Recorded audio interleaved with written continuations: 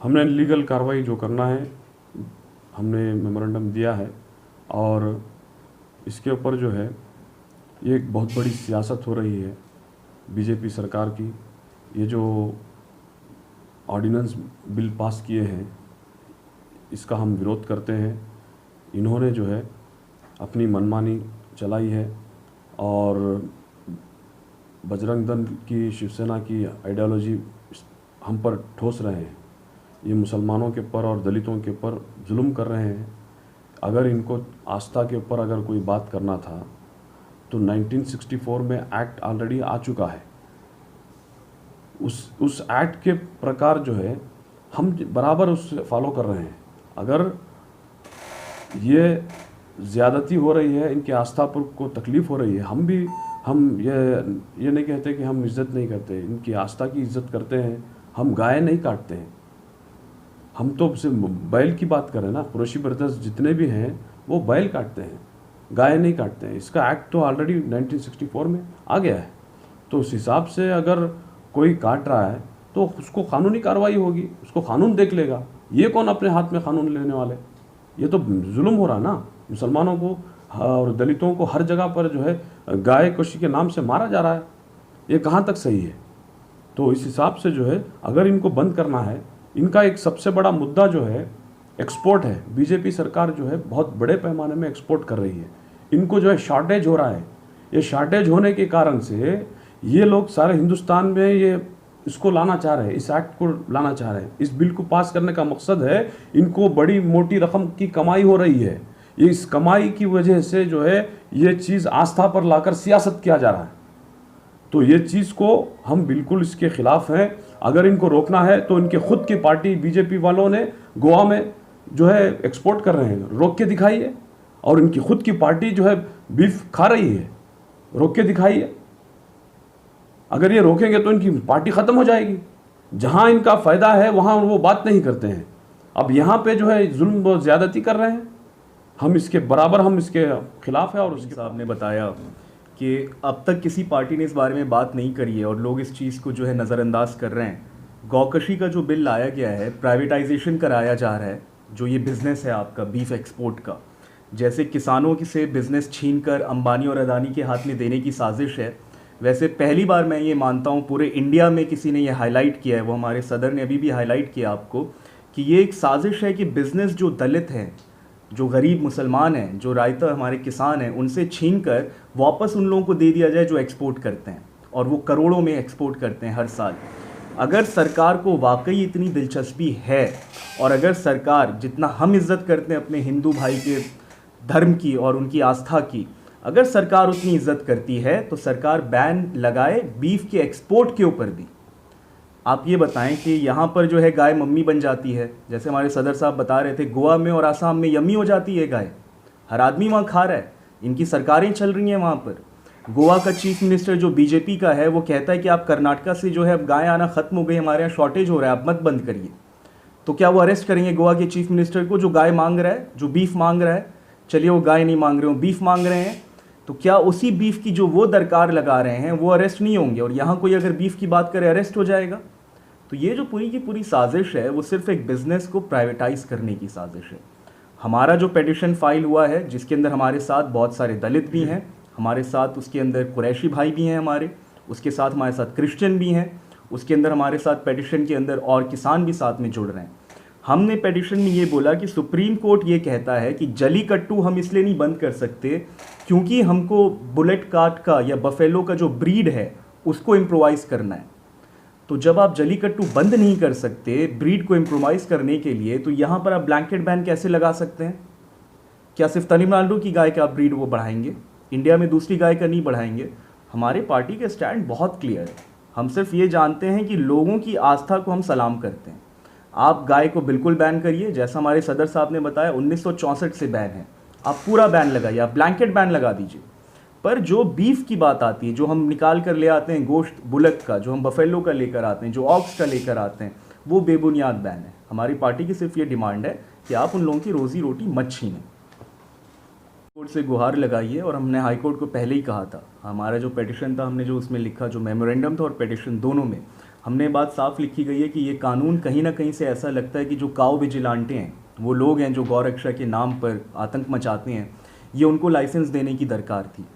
और ये चीज़ हमारी सही भी साबित हुई। मैं आपके माध्यम से फिर बता दूं कि MIM वाहिद ऐसी पार्टी है जिसने इस बात को भी रेस किया था, जैसे हम प्राइवेटाइजेशन के पॉइंट को रेस कर रहे हैं।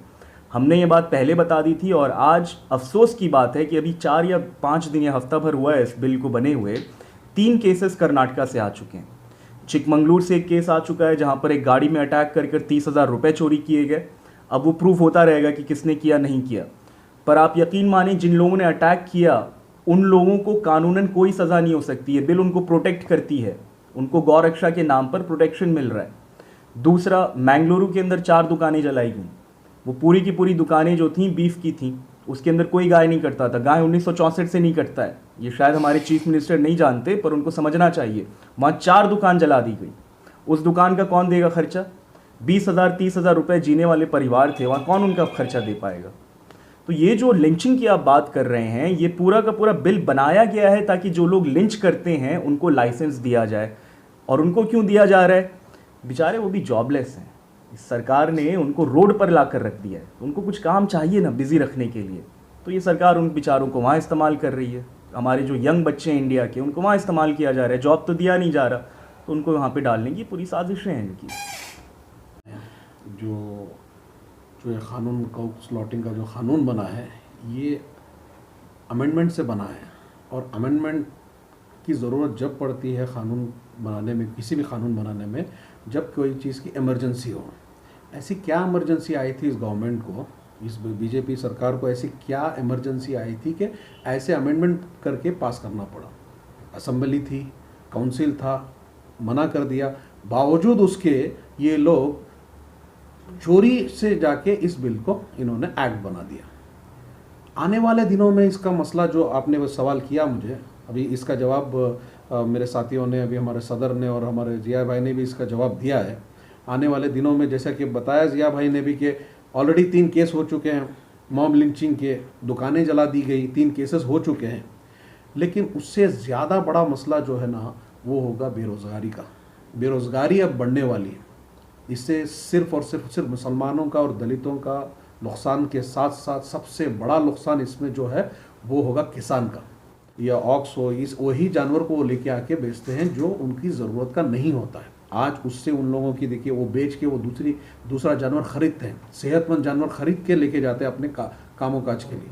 आज उनका वो नुकसान होगा, गवर्नमेंट कहाँ से भरेगी उनका नुकसान? ये बताइए। सिर्फ देखिए, सिर्फ ये टारगेटेड है, सिर्फ ये चीज़ देखिए, ये मुसलमानों के ऊपर, दलितों के ऊपर और किसानों के ऊपर एक बहुत बड़ी साजिश है। और ये किस बिना पे कर रहे हैं? सिर्फ और सिर्फ कैपिटलिज्म को बढ़ाने के लिए। आज इन लोगों का, जैसे मेरे साथी ने भी कहा, कि इन लोगों को सिर्फ और सिर्फ अमीर को अमीर बनाना है और गरीब को दबा के रखना है।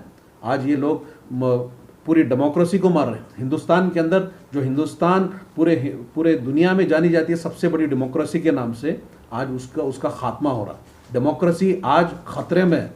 ये फंडामेंटल राइट्स के ऊपर, एक सिटीजन का फंडामेंटल राइट टू ईट जो है, उसको ख़त्म कर रहे हैं। ये क्यों नहीं कर रहे? दूसरे जहाँ पे इन लोगों के, जैसे हमारे साथी ने भी बताया, दूसरी जगह नॉर्थ ईस्ट में क्यों बैन नहीं कर रहे, गोवा में क्यों नहीं बैन कर रहे, केरला में क्यों नहीं बैन कर रहे? क्योंकि वहाँ पे इनके वोटर्स हैं, इनके वोटर खुद खाने वाले, तो इस बिना पे इन लोगों वहाँ नहीं कर रहे। यहाँ पे उनको आज़ादी मिल गई है, लेकिन इंशाअल्लाह मजलिस इत्तेहादुल मुस्लिमीन इंशाअल्लाह हर ऐसे जुल्म के ख़िलाफ़ खड़ी थी, खड़ी गई और खड़ती रहेगी इंशाअल्लाह। हमने इंशाअल्लाह इसके ख़िलाफ़ भी पिटीशन भी जाहिर किया है। इंशाअल्लाह आगे चल के जो भी होगा इंशाअल्लाह इसके ख़िलाफ़ हम खड़े रहेंगे। अभी इस एक्ट के वजह से देखिए, अभी गौशाला बनेंगी जिसके लिए बड़ी बड़ी ज़मीनें होने ज़रूरत पड़ेंगी, उसका देखिए अभी उसमें घोटाले होंगे। उसके और उस गौशाला बनाने के लिए एक फ़ंड रेस करना पड़ेगा, उसको चलाने के लिए, उसके फीडिंग के लिए, उसके लिए फ़ंड रेस करना पड़ेगा। जहाँ पे जिस मुल्क में आज भी स्कूलों की कमी है, यहाँ पे बच्चों के खाने की कमी है, न्यूट्रिशन की कमी है, ऐसी जगह जहाँ पे ज़रूरत इंसान की ज़्यादा है, वहाँ पर आप जानवर को लेके पॉलिटिक्स कर रहे हैं। जो चीज़ सिर्फ इस बिना पर कि आपका एक्सपोर्ट बढ़ जाए, आपके जो असल आपके मालिक है, जो आपके ऊपर इलेक्शनों में पैसा लगाए हैं आपके ऊपर, उनके लिए उनको ऊपर लाने के लिए आप लोगों का नुकसान कर रहे हैं, आवाम का नुकसान कर रहे हैं। तो ये बच्चों का स्कूल का, जहाँ पे आज ज़मीनों की कमी है, आज अच्छी ज़मीन की कमी है, वहाँ पे जहाँ स्कूल बना सकते हैं, कुछ ग्राउंड बना सकते हैं बच्चों के लिए, वहाँ पे आज वो गौशाला बनेंगी। और कितने बनेंगी नहीं बनेंगी वो भी नहीं मालूम। जितने भी गौशाला ऑलरेडी है, आप उसकी हालत आप सब ने देखी हुई है, पूरे न्यूज़ों में दिखा चुके हैं, आपने भी दिखाया होगा कि जानवर को किस तरह से रखा गया, वहाँ पे मर रहा है जानवर, देखने वाला कोई नहीं है। फिर उनका खाने के इसमें भी घोटाला करेंगे लोग, उसमें भी करप्शन करेंगे। और सिर्फ ये है ना, गवर्नमेंट वही चाहती है कि इसमें सिर्फ और आवाम का नुकसान हो और कुछ नहीं।